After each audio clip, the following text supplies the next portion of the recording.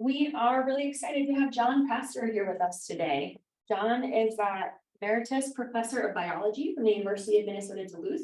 He holds a Ph.D. in Forestry and Soil Science. His research has largely been about the ecology of the Northwoods, and today he'll be teaching us about the white pine, the natural and human history of a foundational American tree. So let's welcome John to the podium.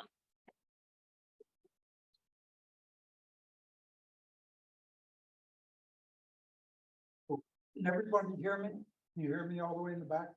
Okay, good. If at any time you can't hear, just shout out, speak up, please. So thanks for inviting me. This is a nice turnout. It's a hot day up here. It was cold in Duluth last night when we were sleeping. But as Lacey said, I'm a professor. Professor Emeritus means retired. My wife says, well, retired means you're just not getting a paycheck anymore. It doesn't mean you're not doing any more work. And one of the projects I've gave myself in retirement is writing this book. I had written a previous book with Island Press, I think one of the foremost publishers of conservation and environmental books in the country. It was called "What Should a Clever Moose Eat?" And it was a series of essays about organisms in the Northwoods. Moose, of course, and beaver, lots of things I've done research on. And in that book, while I was writing that book, I always thought, well, I should write an essay about the ecology of white pine. But every time I thought of writing it, I realized that an essay wasn't going to do it, even though white pine is kind of mentioned throughout the book. And so after that book was finished, my editor, Rebecca Wright of Island Press said, so what do you want your next book to be? And I said, well, I've been thinking about that I've kind of neglected white pine and that it deserves a book of its own. And she said, okay, why don't you think about it? And we could talk and send a proposal. And as I thought more and more about it, I realized that I had to talk not just about the ecology or natural history of white pine, but also its role in the cultural history of this country. And that's a lot of the book is trying to meld the two of those together. So if you've read the book, you've seen how I've done it. And that's what this talk will be about. The book, Paragus carries the book, and they generously offered to have a table outside to if you want to buy the book. If you'd like me to sign a copy, I'll hang around for a little bit after the talk and I could sign some copies. Also, if you want to buy it and have it sent to a relative or a grandchild or someone somewhere else in the country, you could go directly to the publisher, islandpress.org, type in white pine, it'll come right to the page. And if you use where it says discount code or promo code or something like that in the checkout, if you type in pine, you'll save 20%, which is basically the price of mailing the book. So support your local bookseller here, Paragus. They have a wonderful, I'm sure you all know, wonderful bookstore up in the store, one of the best natural history bookstores I've seen anywhere. If you're from Duluth, what is it, the little bookstore down there on the west side? Zenith also carries it. But definitely the Paragus, and they've got a bunch right outside the door here. Okay, so what do I mean in the subtitle, Foundational American Tree, Natural and Human History? Well, this is a shot of white pine, twin white pines, and I'll come back to the stand towards the end of this talk. If any of you know Jack Ryland, John Ryland, this is on their Wolf Lake tract where they've been managing for white pine and a bunch of other species for a long time. And at the end of this talk, I want to come back to this. But if you notice this, the pine, two pines here scattered throughout. White pine, as I'm sure you're aware of being out in the woods here across the lake. It's by far the largest tree of the North Woods. It's got a huge canopy. It's one of the longest lived trees in the North Woods.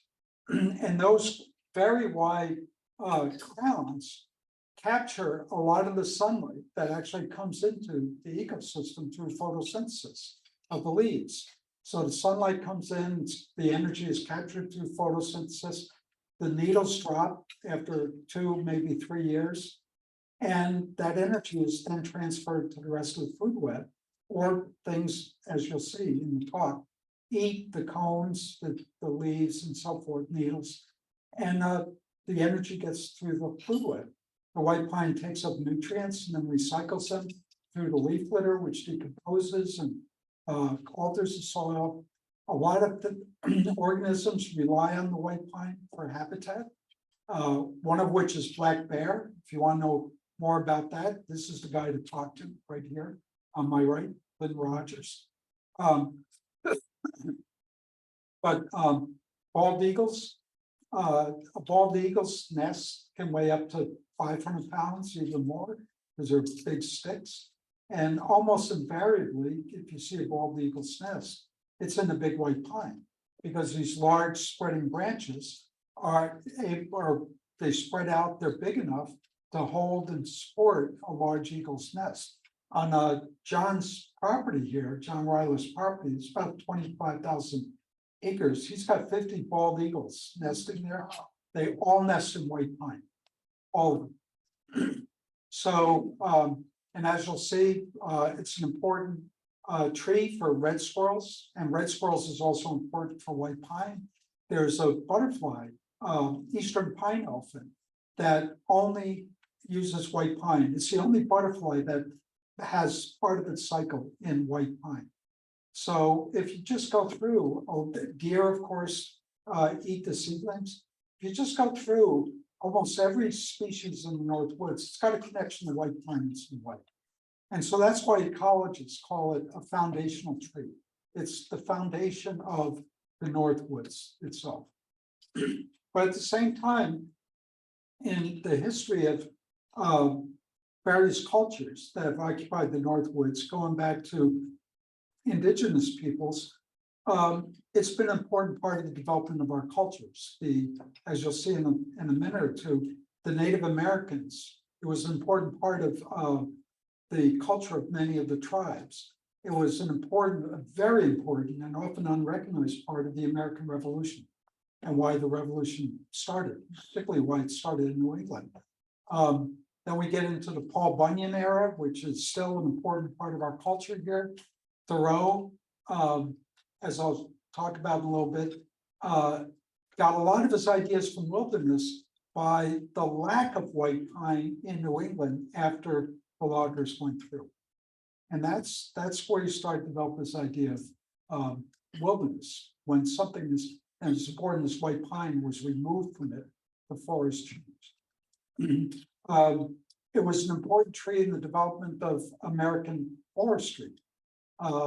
Gifford Pinchot, the founder of American forestry in the U.S. Forest Service, one of his motivations was restoration of white pine to the forest, have a sustainable timber industry, and wrote a little book about, which was a handbook for foresters, about white pine, and so forth and so on. So it's an important part of all this stuff we think of as the culture of the North Woods, which, you know, since we're up here and we live here and so forth, this is our culture.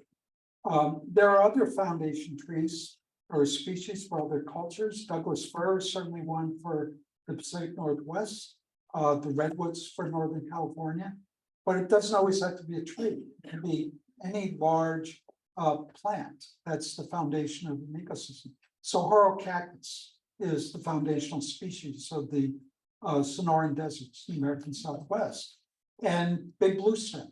If you go out west of here to the prairie, big blue stem, which maybe only gets this tall, but that's the foundational species of the prairie. So any ecosystem as a foundational tree or foundational species. And well, my favorite foundational species and tree is white pine. So that's why I wrote the book.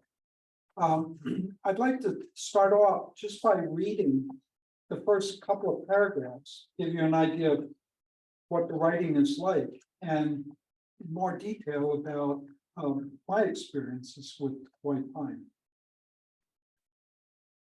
My father was a carpenter and cabinet maker. Like any good cabinet maker, he could distinguish different species of wood just from the smell and texture of sawdust in the shop or on the job site. The most abundant sawdust in the shop, and there was a lot of it, was from white pine. My father carried the resin scent of white pine sawdust with him. And I wish I had put this sentence in here, but I said to someone the other day, even sitting in church, which didn't do too often, but even when he did, you could smell white pine in the pew. We had white pine furniture in our living room, slept in white pine beds, and placed our clothes into white pine bureaus, which he had made. After he returned home from World War II, he framed our house with white pine 2x4s and paneled the walls in the living room and dining rooms with tongue group pine planks, which he got cheap at the lumberyard because everyone else had switched to using drywall. In my childhood, these walls were creamy white with a few sepia notes where the branches had once emerged from the trunks.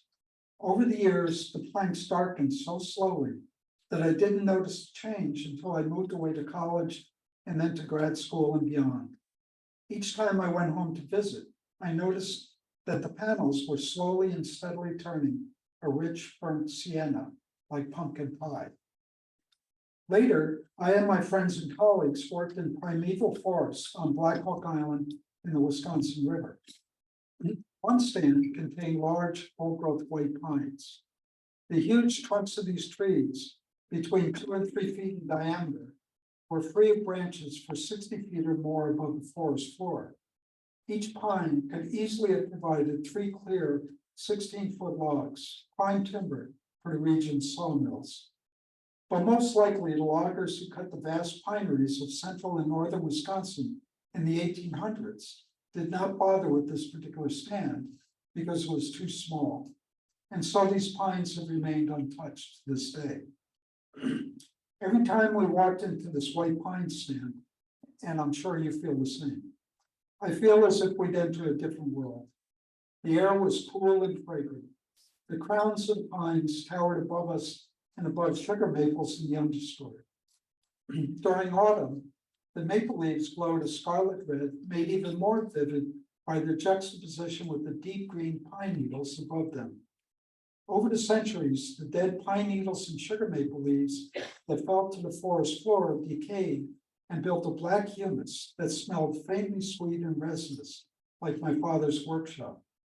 The images and smells of these big white pines over a maple understory in autumn remain for me the essence of what the word forest means. I am happy that the loggers spared the stand and regret that more old-growth stands were not so spared.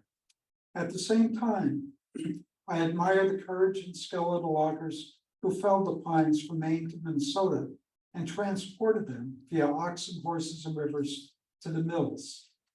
Such conflicting thoughts, whether to preserve or harvest, to enjoy the landscape or a product from it, are not unique to me personally. These conflicting thoughts underpin the challenges of making environmental policies that both conserve the beauty of our landscape and guide sustainable harvest of natural resources to support ourselves. White pine is a model species to help guide our thinking about these problems. Even in areas where no white pines are found, how we think about the landscape we live in has been shaped in part by our interactions with white pine over the past several centuries. So that's in a summary of what the book's all about. So let's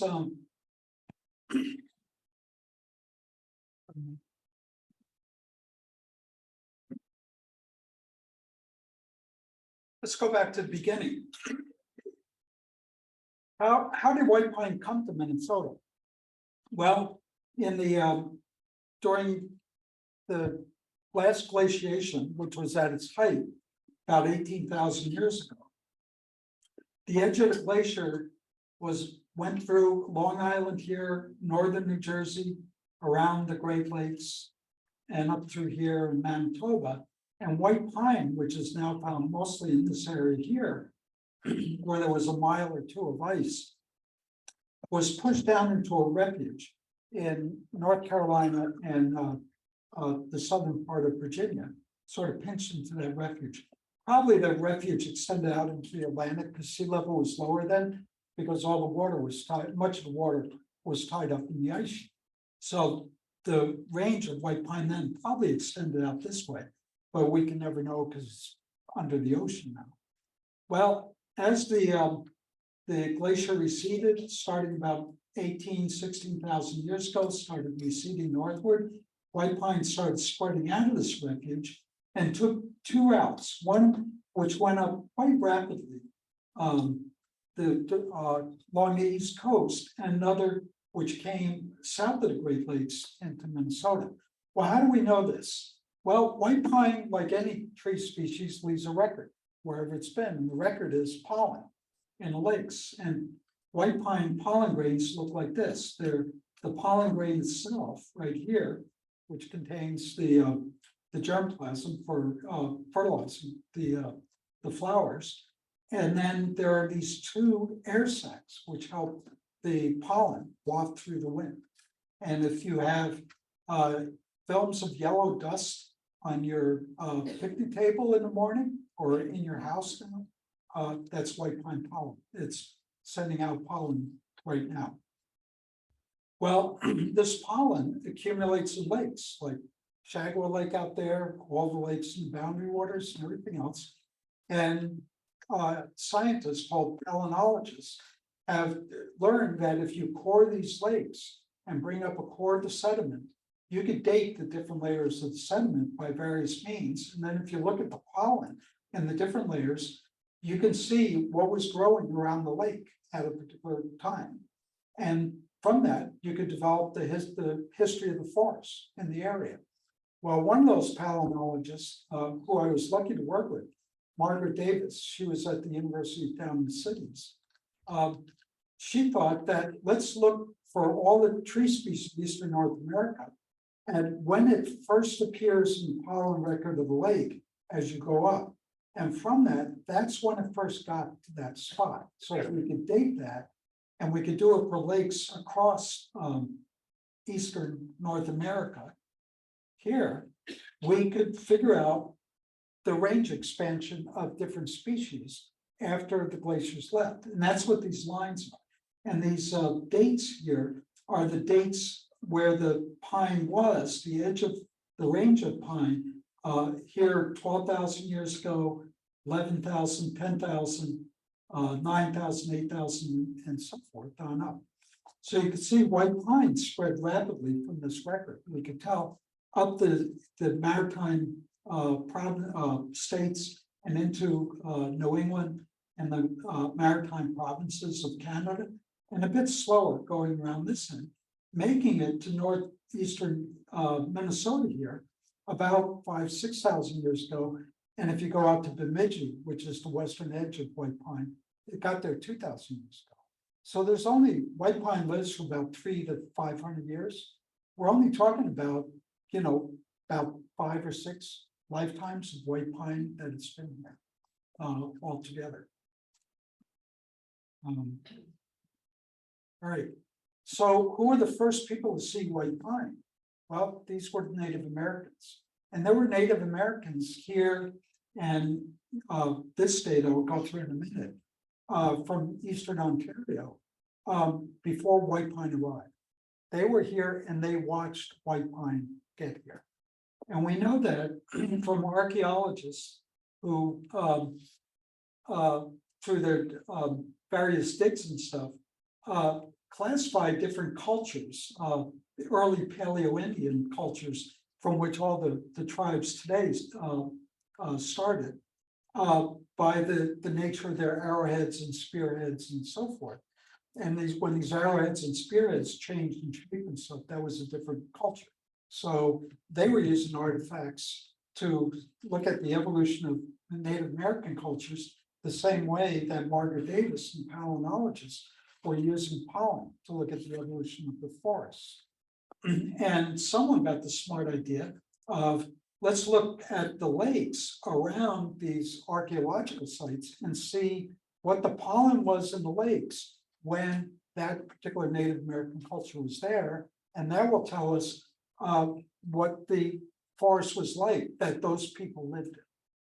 And you can see the earliest people in Eastern Ontario, about 11 to 10,000 years ago, making these different kinds of arrowheads, lived largely in a spruce forest. And it was only about, in this particular place, after 10,000, about 9,000 years ago, that pine arrived. So there were Native Americans living there in spruce forests for about 1,000 years, developing their cultures and watching the white pine come. So they were the first to see white pine move into the area.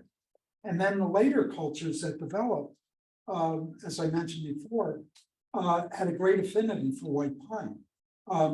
One group of Native American tribes was the Iroquois Federation.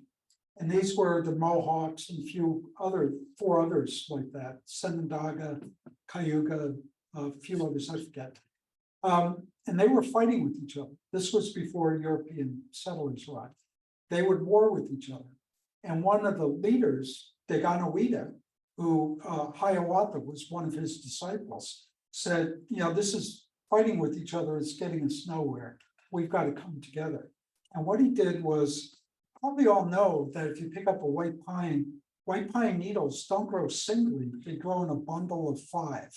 And they're attached by a little bit of tissue at the base, and that attaches to the twig. So when the needles fall off, that whole bundle of 5 falls off. It's called the fascicle. So Deganawida got the chiefs of all the tribes together under a very big white pine in upstate New York and held up a fascicle of 5 needles. And he said, so there's 5 of us tribes and we are warring with each other. Look at these 5 needles. Each of these needles represents one of our tribes, but at the base, they're all united. And this is one unit. So this tree and this fascicle of needles is going to be a model for coming together and unifying into the Iroquois Federation. The other large group of Native Americans, the Anishinaabe, which includes the Ojibwe from here, but also the Algonquin and Ottawa and a few other tribes, they also revered the white pine, mainly because many of the animals that became totems of their clans, like the eagle and the bear and so forth, used the white pine as habitat. So if their sacred animals used the white pine, they said then the white pine itself is sacred and kind of our sacred tree. So all of these different tribes looked upon the white pine, and it became important to them in the development of their culture. Well, then we arrived, most of us. I'm sure some of you are Native Americans, but white European settlers arrived. And from the beginning of even Portuguese fishermen in the 1500s, sailing along the coast of Maine, would see these huge trees on the coastline, pine trees. And immediately they said, these trees are going to be really good for ship masts.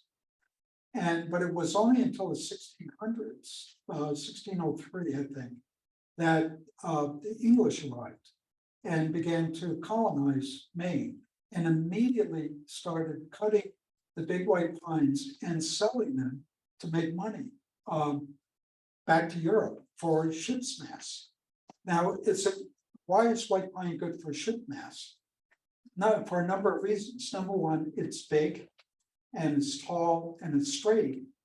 It's free of branches because they self-prune themselves, so you get clear lumber all the way up. But it's also flexible because of the resins.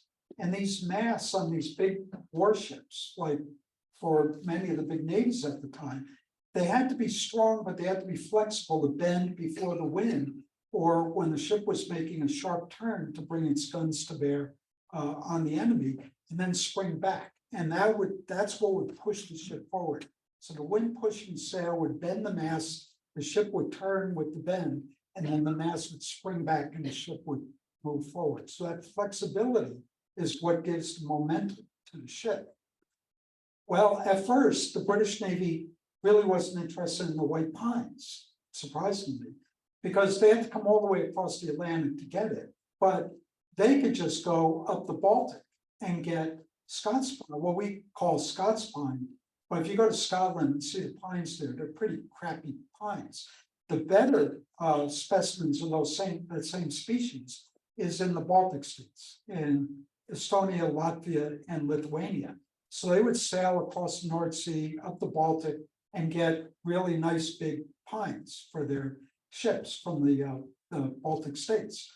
And to give you an idea of how big these masts had to be, for a man of war ship of the line, they would want a mast that's 40 inches in diameter at the base, where it went into the hull of the ship. And the shipbuilding rule at the time was for every inch in diameter had to be a yard tall. So 40 inches in diameter and 120 feet tall. That's what they wanted for a mainmast. That's a big tree. Anywhere, that's a big tree. Well, they could get that from easier from going to the Baltic. Well, in one of their many wars with France and the Netherlands and Spain, France and the Netherlands blocked the Skagerrak, the entrance to the Baltic. So the British Navy couldn't get the masts from the Baltic anymore. And what they started doing was coming over here.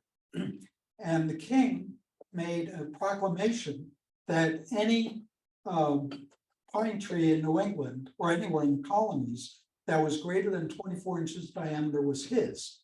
Well, the colonists didn't take to this too well, because they were making a lot of money by selling these masts to other countries like France and Spain and Netherlands and so forth. And they said, what do you mean? They're not yours, they're not the king's, they're ours. That's how we make money. And one of these big trees would sell in today's dollars for $16,000 for one tree. So a lot of New Englanders became wealthy. And this was the start of white pine generating wealth in this country that I'll get back to in a little bit. And so the New England colonists said, nothing doing. But the king and parliament said, oh no, the king's going to send over a bunch of surveyors, and the surveyor's going to mark every tree that's the king's with what's called the king's broad arrow with a hatchet. It's just an arrow like this. And if that tree was cut down, it was the king's. It didn't go to the sawmill for the colonists. Well, needless to say, they did it anyhow. And soldiers came, and the surveyors came, and the colonists would often tar and feather the surveyors and run them out of town. And things got pretty heated until in 1772, there was a white pine riot in New Hampshire, where the colonists with guns just ran the surveyors out of town.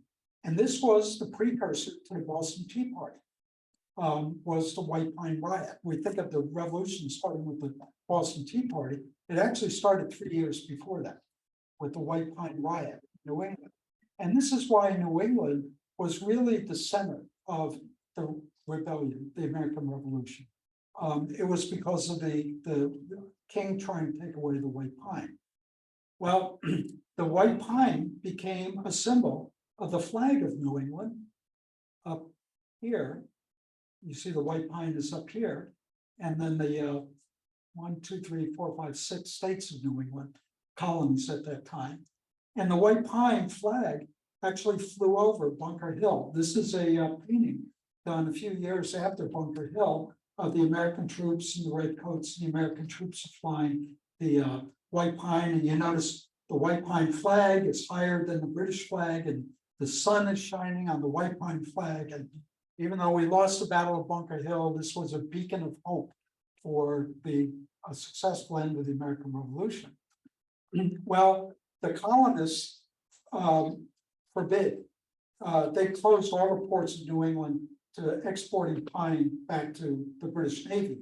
And so the British Navy had to make do with what it could and with smaller masts, which weren't as strong, and even splicing together smaller trees to make masts. And these masts were weaker and they would often break in the wind. The British thought that the war would only last a few months. How often have you heard that about wars, right? But it lasted much longer than that. And they were running out of a storehouse of white pine masts that they had accumulated. And so their ships had these weaker masts on them. And when the American Revolution ended at Yorktown, Washington had Cornwallis surrounded on land. The British Navy was coming to rescue Cornwallis, but they ran into a storm and the storm broke all the masts on the ships on the way here. In the meantime, the French Navy was also coming over, Lafayette and everything else, we're a treaty with France. They were coming over, they sailed around the storm, but they had ships with American white pine masts and were able to get through the storm and around the storm and come here and blockade Cornwallis from the sea. And that's when Cornwallis decided to surrender. So white pine played a huge role in the American Revolution and in our thinking about that we are an independent nation and the natural resources in this nation are ours to build the nation. That came out of the American Revolution. So now the revolution's over, the pines are ours, and we start cutting them like nobody's ever cut timber before. And you've all seen pictures like this. Those horses never pulled that sled. Okay, these pictures were taken, typically a sled would be loaded maybe 3 courses high with logs, not like that. These photographs were staged in order to take over to Scandinavia and recruit Scandinavian loggers to come over here. So they would take these back to Sweden and Finland and Norway and say, hey boys, you want to cut some really big trees? Come on to America. That's what these pictures were for. But we cut an enormous amount of timber from Maine to Minnesota here. In Maine, about 6 billion board feet of white pine timber were cut up until about 1820 when Maine started to make the switch to spruce. And the Maine logging industry today still largely depends on spruce.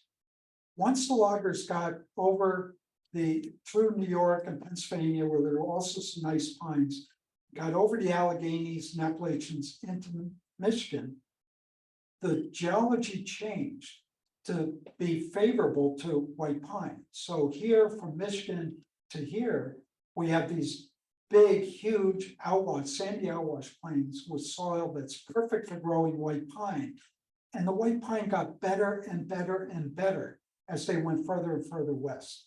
This is why they thought that we would never run out of white pine, because as we go further and further west, it just gets better and better and better. The trees are bigger, there are more of them, they're straighter, they're just beautiful. And we're not going to run out of this stuff, even though we knew the prairie is right over here. We'll just never run out of this stuff. And to give you an example, in Michigan, both the lower and upper peninsula, 162 billion board feet of pine wood cut during the big logging area. Wisconsin, 70 billion board feet in central and northern Wisconsin. The mother lode was the Chippewa Valley, 47 billion board feet came out of the Chippewa Valley alone. And this is where Weyerhaeuser got its start. The patriarch of Weyerhaeuser, Frederick Weyerhaeuser, was the one who called this area a logger's paradise. But just from the Chippewa Valley in Wisconsin, more than seven times the amount of white pine timber was cut than came out of the entire state of Maine. And then we come here into Minnesota, and of course, white pine is really only in the Arrowhead, but some of the very nicest white pine ever was here in Minnesota, right here in the Boundary Waters. Okay, Minnesota's 36 billion board feet. Stillwater, which is a big sawmill town on the St. Croix River, 7 billion board feet went to the sawmills of Stillwater alone, more than came out of the entire state of Maine. So this generated an enormous amount of wealth. This was the tree that built America.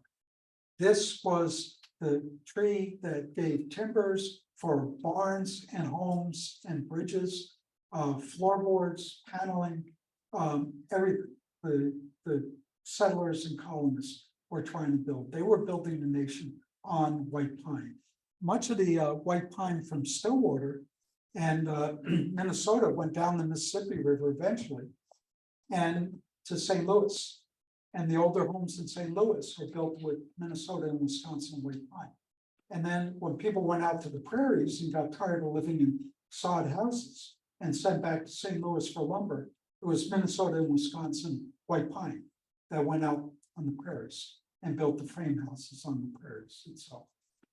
More wealth was generated by harvesting white pine than all the gold in California. So this truly built the American nation from the 1600s on through the 1800s. Well, eventually, people start to realize that we are running. What's happening?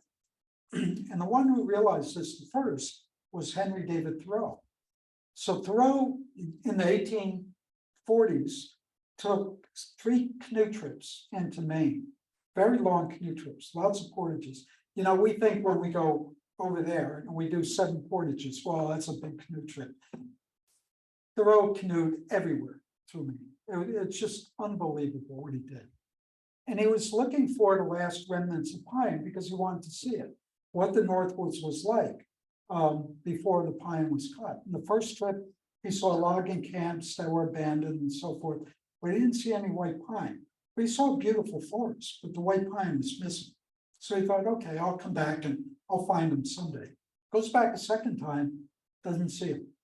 Now he's starting to get pissed off. And you can see it, read it in his journals and in his book, The Maine Woods. He's starting to get a little upset that he's not seeing any white pine. Goes back a third time and he's really angry. And he runs into a logger who says that he had cut a white pine that was big enough that his pair of oxen could stand easily on the stump. And Thoreau, according to his journals, he said to him, the pine tree might have stood on its own stump a great deal more comfortably than a yoke of oxen can if you had not cut it down. There is a higher law affecting our relations to pine as well as to men. And the word higher law, the phrase, came out of the abolitionist movement, that there's a higher law determining how we should relate to each other as people and not have slaves. Thoreau took that term, that concept, and out of that started to develop his ideas of wilderness. And so all of his writings about wilderness came after his main trips and not seeing any primeval wilderness where there was white pine. So white pine was sort of the spur to get Thoreau thinking about wilderness, and the whole idea of wilderness, of which Northeastern Minnesotans for Wilderness, sponsoring this talk, is an heir to that idea. Thoreau also began to think about the ecology of white pine and said, well, how are we going to, ask himself, how are we going to restore white pine? And so he started watching the white pine that was growing back in Massachusetts, who was dispersing seeds and how did the seedlings grow and so forth. And what he discovered was that the seeds are the red squirrels. Here, he wrote in his journals, the red squirrel should be drawn with a pine cone. And incidentally, all these drawings, so I did all the drawings for the book. So I thought, well, I got to do a drawing of a squirrel eating a pine cone. So in the fall, when the cones are green, the squirrels are up there and pulling them apart, bringing them down, sitting on a stump or a rock and eating the seeds. But in the meantime, dispersing some of the seeds too. In the meantime, the squirrels are also in the oak stands, dispersing the oaks, acorns, and actually bringing the acorns back into the white pine seeds. So the white pine seeds would often germinate under the oaks would germinate under the white pine, And Thoreau discovered this kind of reciprocal relationship between white pine, oak, and red squirrels, being the disperser of the acorns and the white pine seeds. This is the first actual idea of white pine, not just as a commodity tree, but as a part of an ecosystem in relation to the other species around it. That started with Thoreau. And then other people started noticing the loss of white pine and what it was doing to the landscape. There is a group of painters called the Hudson River School. And these painters lived in the Hudson River Valley, upstate New York and so forth. And they would go to the Adirondacks and a few places where there was still wilderness and paint these grand, huge murals of what the American landscape was like. Very patriotic in a sense of this is America, and isn't it a beautiful place to live? Well, one of those painters was Sanford Gifford, who painted things like that, but he painted a very unusual picture. I hope you could see this. And no one else had painted a picture like this. This is a bowl, right there you can see a stream running through the bowl in which the pine had been cut. You can see the stumps here and there. There's a little farmstead there. There's a farmer right there and cattle drinking in the stream, and the stream is muddy if you see the actual painting. In the background is Hunter Mountain with still uncut forest on it. And what Sanford Gifford is saying, this is what it used to be like. Here's what it is now. We're destroying the landscape by the way we're cutting pine. The streams are muddy. This is probably a trout stream. There's no trout in here anymore. We're not doing good by the landscape. We're ruining the landscape. And it was this and other writings by other people and Thoreau that led to the creation of the Adirondack Park, which is the largest wilderness area east of the Mississippi. This is the second largest one of the boundary waters. Not counting the Quetico, it's the largest. But the purpose of the Adirondack Park was not to preserve wilderness for recreation. It was to preserve the headwaters of the Hudson River, which was the source of fresh water for New York City. So New York City did not want muddy water coming down for drinking water. They wanted clean, fresh water. And they realized through work by Sanford Gifford and others that in order to have clean, fresh water, they had to preserve the forests surrounding in the watershed, the headwaters of the watershed. But here's a dilemma. They need the timber to build the city, but they can't harvest the timber in such a way that they ruin the water that the people in the city need to drink. So what to do about this? Well, this is when Gifford Pinchot arrives on the scene from his father, who was actually one of the timber barons in the Northeast. And his father late in life saw the light and said, oh, we got to do something about it. And he sent his son Gifford, and notice Sanford Gifford and Gifford. Sanford Gifford was a friend of the family, and he was Gifford Pinchot's godfather. So that's how you got the name. And in fact, the Pinchots owned this painting. And this painting was above the fireplace in all of their houses through many generations.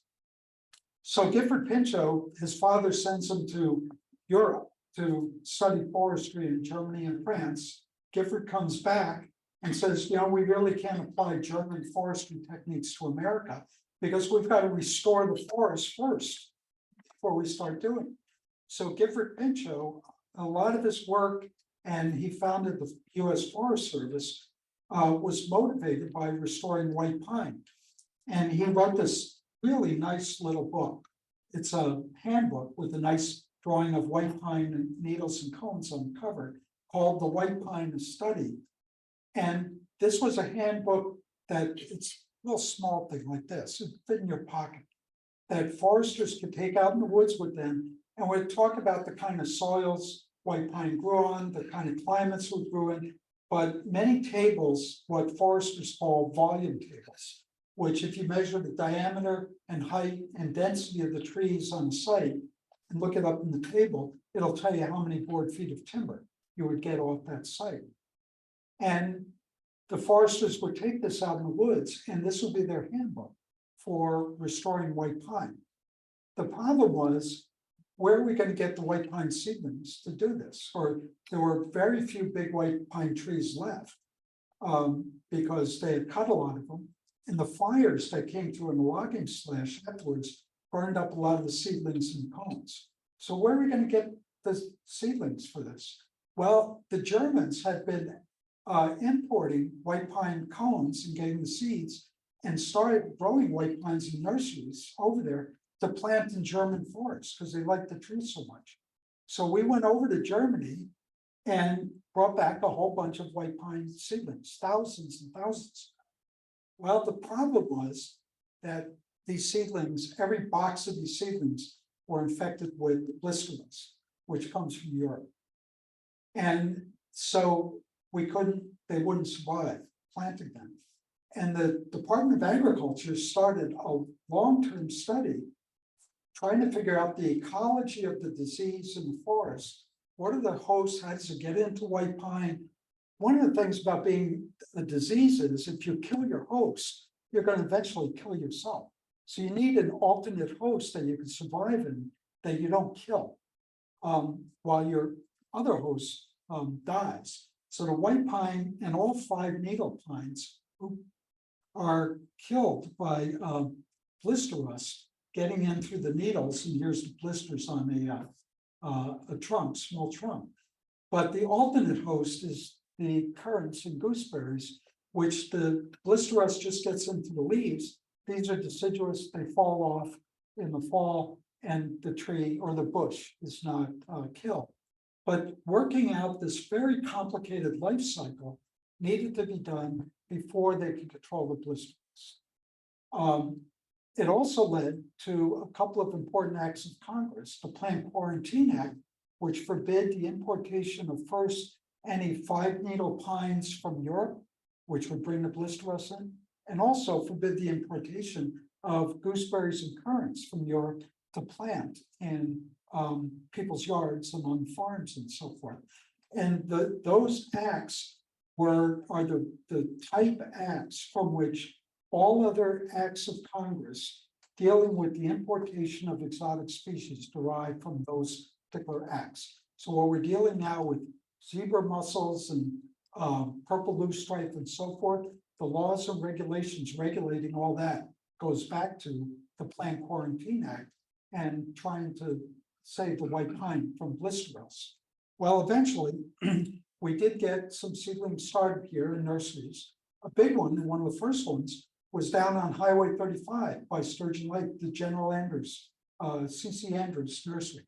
So there's a rest stop there. If you're driving to the cities, stop at the rest stop. There's a nice plaque explaining General Andrews and the start of that nursery down there, which is a nursery for not just white pine, but red pine and jack pine as well. It was one of the first in the country to supply white pine seedlings. And then we needed people to plant them. And lo and behold, this is how the CCCs were started. How many people here, was anybody here in the CCCs old enough to be in the Civilian Conservation Corps? No, you'd have to be in your 90s. No? How many people had relatives, uncles and fathers in the CCCs? Yeah, a lot of us did. And if you talk to these men, this was the best time of their life. This was the start of the Depression. And Franklin Roosevelt was worried that many of these men mainly started from the cities, would fall into a life of crime because of unemployment. So he wanted to get these men to work in helpful jobs where they could learn a trade and so forth and lead a helpful life. Well, back to Gifford Pinchot. Gifford Pinchot comes to Franklin Roosevelt and says, I know what they could do. They could go out in the woods, and it's a great thing to be out in the woods with fresh air and be a good life out in the woods. And they could plant pine seedlings and pull up gooseberries. And that's what they did. So here's the CCCs. Here's the first CCC camp, Camp Roosevelt. It was named for Franklin Roosevelt in Virginia. Now the George Washington National Forest of Virginia. Probably some white pine left in the background there, they're eating lunch. And here's the CCC somewhere in Minnesota here, probably along the North Shore, planting trees. And the CCC has planted 6 billion seedlings of white pine and other species everywhere. Here, mostly red pine, because red pine is not susceptible to blister rust. But now we're starting to plant white pine because we have blister rust resistant white pines. And these men, they learned their lesson about the value of being out in the woods. And they wrote really beautiful letters home. One of my favorite quotes is, "We worked in a world alive with beauty, more lovely than I had ever known." Man, isn't that just beautiful? And this is a young man, probably illiterate. Many of these men learned to read in the CCCs. That's where they learned to read. And then they went off to World War II.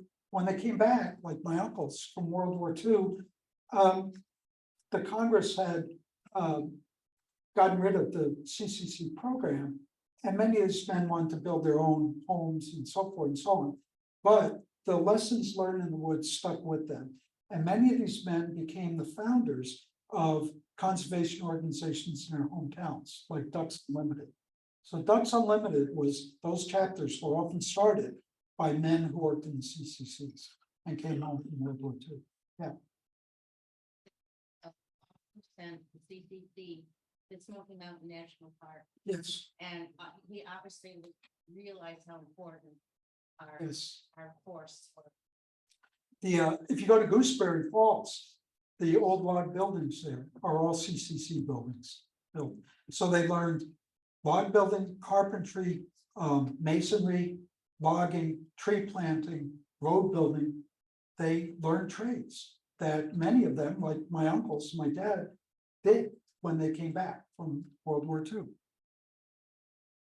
Okay, in the meantime, the big fires went through the logging slash. So in Michigan, the Thumb Fire, in Wisconsin, the Peshtigo Fire, here in Minnesota, the Hinckley Fire, the Moose Lake Fire, the Cloquet Fire, the Bemidji Fire, so forth.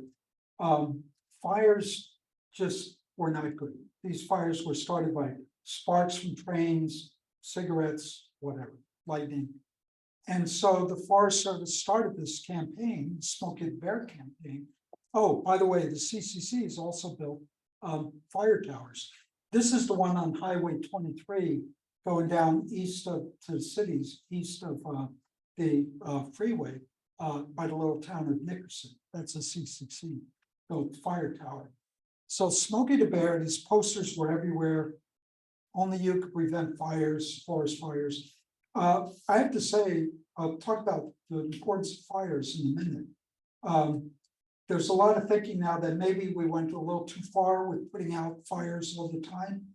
And there's some reason for that. But growing up and seeing this poster in the post office of my little hometown, this was really, I have a soft spot in my heart for Smoky the Bear. This was the poster that inspired me. One of the things that inspired me to a lifetime of working in the woods was just seeing Smoky Bear and saying, like, I need you to go work in the woods. Looking at me, little boy, when I was this tall. So I have a soft spot for Smoky the Bear. But in the meantime, the boundary waters the Wilderness Act was passed.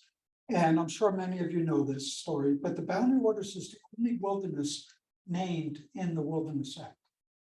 And it was named as, well, we want to make it a wilderness, but we know there was some logging that was done there. We really need to figure out how to make it into a wilderness. So Congress said to the USDA, do a study on the boundaries and tell us how to make this into a wilderness. What should the boundaries be? Where should it be? So forth. And out of that came a commission called the Selke Commission, which said we needed to look at the ecology of 3 conifers, red pine, white pine, and white spruce, and figure out the ecology of those trees, which are the foundational trees of this forest, before we could establish wilderness. In fact, the wilderness should be there in order to be able to study the ecology of these species in order to restore them to timberlands outside of the wilderness. And so one of the ecologists for the Forest Service, a hero of mine and a good friend before he died, Lynn, you know, Bud Heinzelman, canoed through the entire boundary waters, mapping the forests of the boundary waters. And this is one of his maps. And you can see there are dates on these stands. And what he would do is he would be in a lake and look out and he'd say, well, the canopy looks like this, and the forest looks like this. I'm going to go in there and find some of the oldest trees and I'm going to core them and see how old they are. And in the core, if I see fire charred rings, I'm going to date them by counting the rings back. So I could also reconstruct the fire history of that particular stand. Then he would get in his canoe again and go down the lake and say, oh, well, the canopy looks different here, must have a different history, and go in and do the same.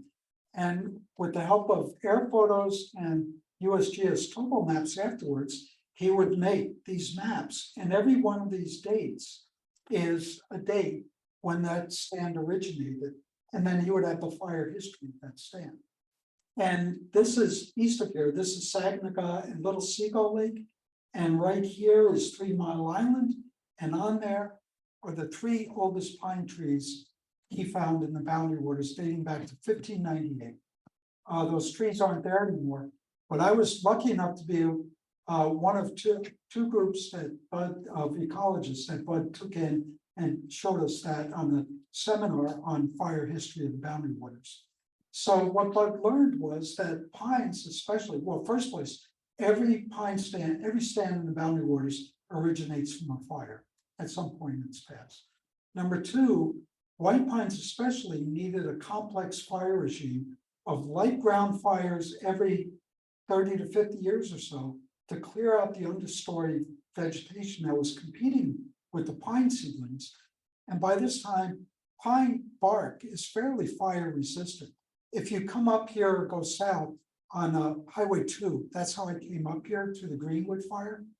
When you're going through the Greenwood fire, you'll see the fire and everything, but you'll see big trees that are scorched at the base but are still living. So white pine can often survive fires, even like the Greenwood fire. And then every 150 years or so, you need a big crown fire that would clear up most of these trees and let the little trees grow up in full sunlight. So white pine needs a very complex fire regime in order to maintain its dominance in the forest. That doesn't mean we should be careless with campfires. Certainly today, as the ranger said, be very, very careful in the forest, but there is a natural dependence of pine on fire that Bud discovered right here in the boundary waters. Okay, well, what are we going to do about that? We can't be, well, certainly prescribed burns will help, but we're not going to prescribe burn our way out of the problems of fire and too much fuel in the understory these days because of an overemphasis on Smokey the Bear. Well, the Ryla family is an interesting family. Their headquarters is in Big Fort, west of here, in north of Grand Rapids. And the Ryla family came here originally about 1905 and so had a small farm outside of Big Fort, little town of Effie. And the farm was where they grew food, like my grandparents did.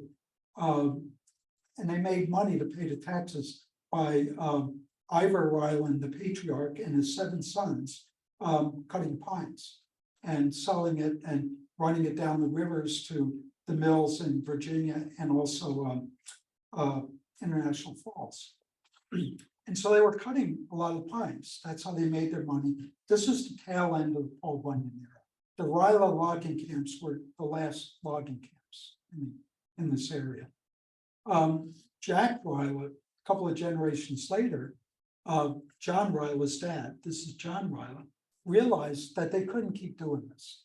And they had a tract of land, the Wolf Lake Tract, which is about 25,000 acres, and a couple of smaller tracts that they were also using to feed pines to their mill in Big Fork, which is the oldest continuous operating mill in the same family in Minnesota. And in fact, the blades were Henry Ford's blades. Henry Ford was a timber baron, as well as making Model T Fords. And these blades are such good steel and so sharp that John tells me he'd have to go to Sweden and have them special made to replace it. So it's a computer-driven mill with Henry Ford's saw blades. Really interesting. Well, so Jack said, well, we've got a plant, white pine. We'll go back and we're just going to keep plant. John has taken over the company since Jack's death a few years ago. And John said, well, we can't plant our way out of this. We have to rely on the big pines that are here. This is the picture I showed in the beginning. So this is the old days of Ryla lumber, like this, to provide most of the seedlings. And so John's been managing the forest to restore these big pines. And his reasoning is these pines have stood here for hundreds of years. They have withstood fires and insects and windstorms and everything else. So they have the genes to survive on this site. And so they're going to be the source of the genes for the next generation. So he still cuts some of the big pines, but many he leaves because he says they're more valuable for the little pines they're creating that my children and grandchildren will be able to cut after I'm gone. That's going to be their value rather than running them through the mill now. In the meantime, how do I make money? Well, I've got 23 other species here I can manage. So he's managing for sugar maple, red maple, northern red oak, yellow birch, paper birch, even aspen for lumber. None of this goes for paper. All of it goes through his mills. And it's absolutely beautiful, gorgeous lumber. It's the kind of lumber my dad would just drool over. I wish my dad were still alive so I could take him through the mill and show him the lumber that comes out of this mill. And the way he's doing this is a new kind of forestry, and this is the last slide, called ecological silviculture that John's been developing, and also the North Central Experiment Station in Grand Rapids. Brian Pollack is a forest ecologist in charge of this research, and they work together. And ecological silviculture, what it does is it's not clear cutting, although clear cutting has its place, but not as much as we've been doing. But it's largely to emulate natural disturbances such as fire, manages the whole ecosystem, not just the species in it, and allows time to take its course. So not going in there on every 30 years and cutting everything down, but allowing time to take its course. And this is one of John's operations, full tree logging, full tree skidding. You see he's creating openings, opening up the understory, trying to emulate what a ground fire might have done, opening up the canopy a little bit to let light in, and then these logs go off to the mill and they're made into gorgeous white pine and sugar maple and red oak and so forth lumber. So we've come kind of full circle now, back to Thoreau and realizing the problem that we have to sustain this, not just white pine, but this kind of forest. And in order to do that, we have to manage for all the species in the forest. And you hear a lot of talk about managing for biodiversity. And a lot of my friends in environmental groups like Northeast Minnesotans for Wilderness are pushing for that. And I agree, we should push for that. Here's the problem. You can't sell biodiversity. It's not a commodity. We need it. We shouldn't have just plantations like the CCC's planted of pure pine. But how do you manage for biodiversity? You have to have a market for other tree species to manage. And John Ryla would say, that's what I'm doing. In managing for 23 different species, I am managing for biodiversity. But at the same time, I'm creating jobs, I'm creating wealth in my community, and I'm restoring the forest the way it once was by learning from the ecology of the forest and then adapting that and applying it to modern silver. So this work on restoring not just white pine, but the white pine, the forest that the white pine is the foundation of. Really, Minnesota is the center of that research. So at that, I will. Oop. Thank you for your time and take any.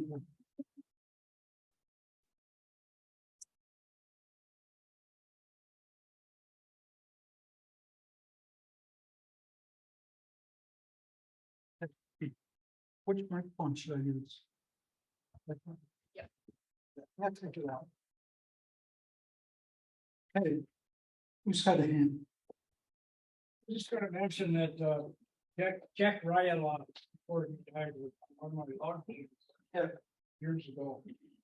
His book, Bringing Back the White Pine, Right, is out of print, but you can still find copies. I found a copy about 5 years ago from a rare book source. yeah. If you go to ABE Books, you can find it on ABE Books. Yeah, I have it. In fact, it was out there. It's a great book, It is. but there's a real difference between what Jack was writing about in that book and what John's doing today. John couldn't be doing today if Jack didn't write that book. But what Jack was writing was restoring that white pine using the old techniques going back to Gifford Pinchot. What John's doing now is developing a new kind of forestry. So the family is really at the cusp of this change in forestry. But it's a great book. And Jack was, we did some research at Wolf Lake for Jack. And he was great to me. What a great guy, really. And John is too. I just love this family and I love the Wolf.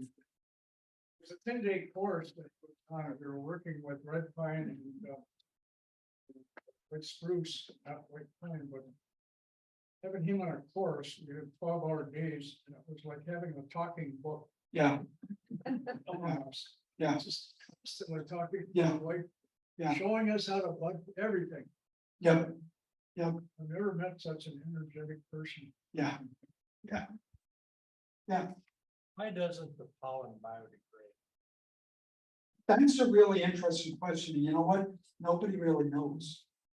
The palynologists don't really know.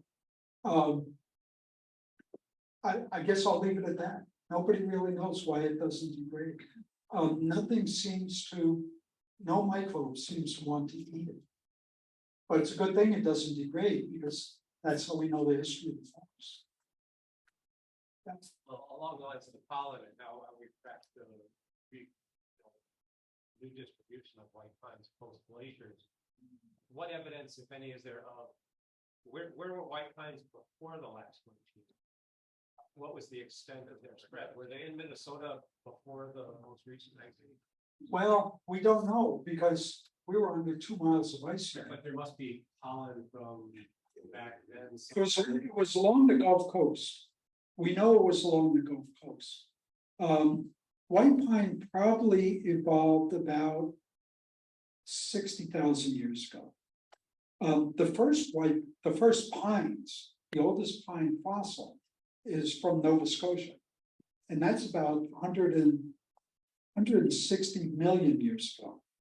And from that radiated all the different pines, of which there's 120 some odd species of pines throughout the world.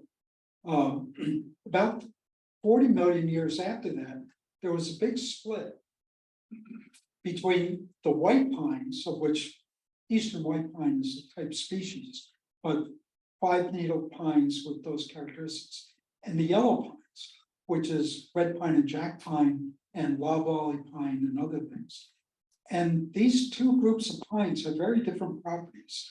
In the book, I talk about this. It comes up over and over again. When I was first writing the book and writing about the evolution of pines, I thought, man, I'm really getting too much in the weeds here for this kind of a book. But then it kept coming back over and over again. The Scots pine was a yellow pine. And yellow pines were actually a little more flexible than white pine. That was another reason why the British Navy liked the Scots pine. It's a little better for mass if you can get it. And they're not susceptible to blisters and so forth and so on. So that evolutionary split 120 million years ago is affecting the timber industry even today.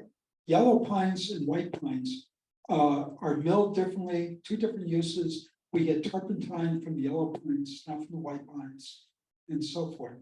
But white pine itself didn't evolve until about, like I said, 40, 60 million years, 60,000 years ago.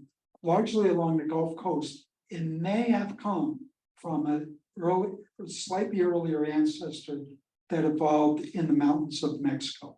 That's the nearest relative of white pine now, is found in the high mountains of northeastern Mexico. So, yeah, why the sediment in the lake only goes back. Talk about blister rust resistant white Right, pine. I remember when Hubachek kept his place on Basswood, right, and a lot of research was done on developing Right. a white pine that was resistant to blister rust. But to the best of my knowledge, that was not actually planted. I could be wrong. Is the blister rust characteristic that you're describing today, the resistant characteristic, a result of natural selection? Or was there in fact a species of white pine that was developed and widely planted to be resistant? yeah, both. Both. Okay. So it takes a long, white pine doesn't begin to produce seeds until it's about 30 years old.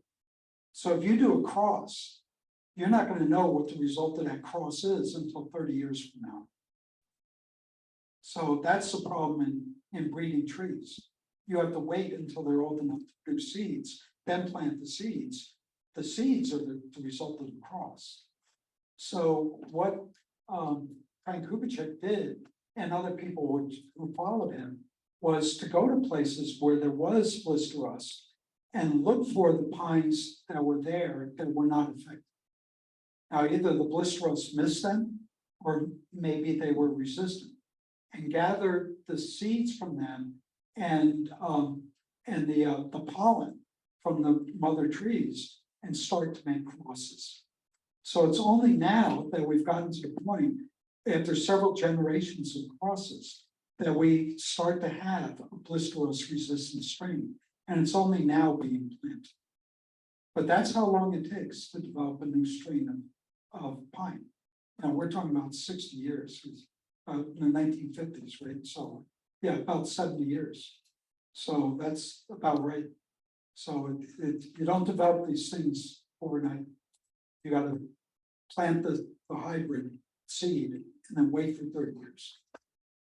His hybrids, he was actively implemented. I knew they were developing it, Yeah. but because the boundary waters is a wilderness area, you can't go around planting seeds. That's inconsistent with the management of the wilderness area. Yeah. And so that's why I thought it was natural selection, just occurring over time inside the wilderness. Inside the wilderness. But I'm sure that's happened inside the wilderness, natural selection. Yeah. And he could collect the pollen, he could collect the seeds from inside the wilderness. But not planted. Not planted. I think that's something we might have to rethink with climate change happening. Thank you very much. We'll take any additional questions can be out in the foyer as you make your book purchases. So round of applause for John Pastor.